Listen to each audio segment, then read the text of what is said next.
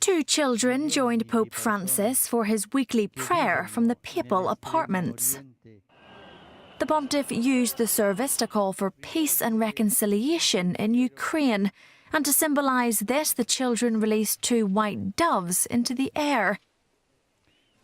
Bye.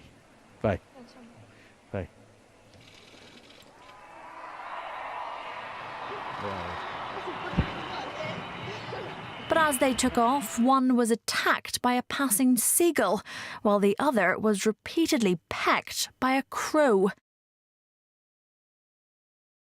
Noticeably upset, the Pope embraced the boy and patted his head, while the young girl just laughed.